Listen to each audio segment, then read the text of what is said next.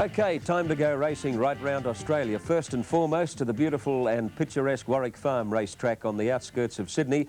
And the first leg of the Daily Double was named after the 1955 Sydney Cup winner Talisman.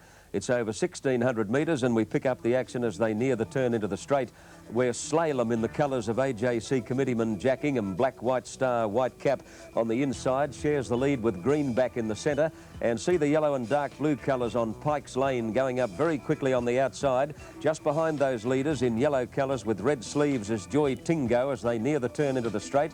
On the rails in yellow colours, green sleeves and green cap is Red Pulse, followed by Brother Nero and Ward's Mistake. On the turn into the straight though, and jockey Les Masters had shot Pikes Lane to the lead. You'll notice that many of the riders are heading out towards the centre of the track. The going was heavy at Warwick Farm and it was in most instances much better out in the centre or even wider. And here's a good case in point. This horse, Pikes Lane, in the middle of the track on good ground, is careering away in the last bit and he puts a gap in the opposition to score by a very big margin. He's trained at Canberra by former successful jockey Ashley Borden, and Pikes Lane runs out an easy winner at odds of 9-2, beating Joy Tingo at 20-1 and Red Pulse at 25-1 finished third. The second leg of the double, named after a great galloper of yesteryear, Regilla, and as the field races up to approach the turn into the straight, we find the double dandy, Steel rather, on the inside is sharing the lead with Fix the Date. Actually, Fix the Date is running third at the moment in the grey with the white cap.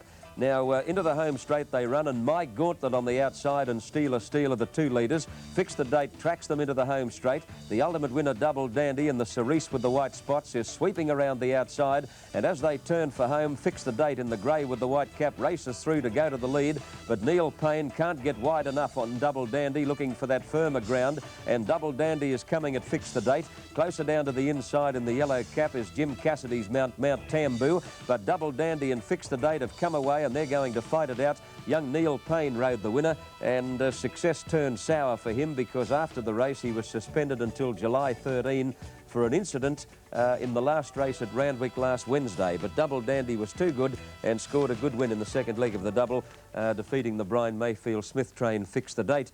Now we go to Morfettville Racecourse in Adelaide and we're going to show you race 7. It's the Printing N Centenary handicap over 1,100 metres, and look at them go.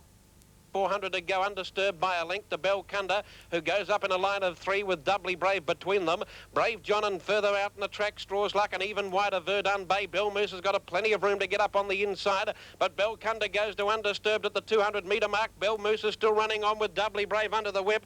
Belcunda out deep on the track, the leader. Belmoose looks to be the only threat. Belmoose is coming at Belcunda. Belmoose is finishing quickly. Belcunda joined by Belmoose, and she's got him. Belmoose gets up to score narrowly from Belcunda, I believe, but they're wide apart. Ron Paps, your commentator for that race from Morfettville. Now we go to Sanddown in Melbourne, where they had a very, very heavy track. And here's the anniversary sprint. Thanks in front of Sashi and Sleeping Giant.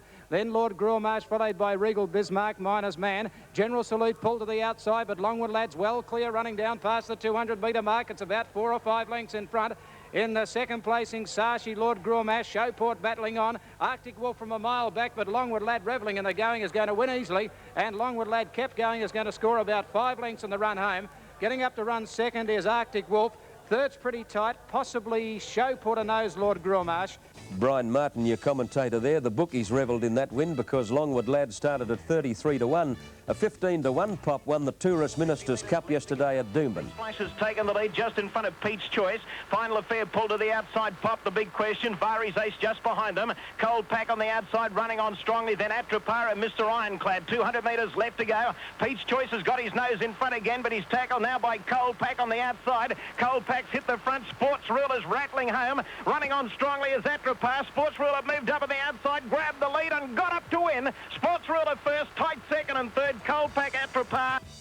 And Sports Ruler started at odds of 15-1, beating the West Aussie Cold Pack, and Atrapar was in third place, and they were the racing highlights from 3 states yesterday. And in a moment, we'll be back with all yesterday's big footy action. Side.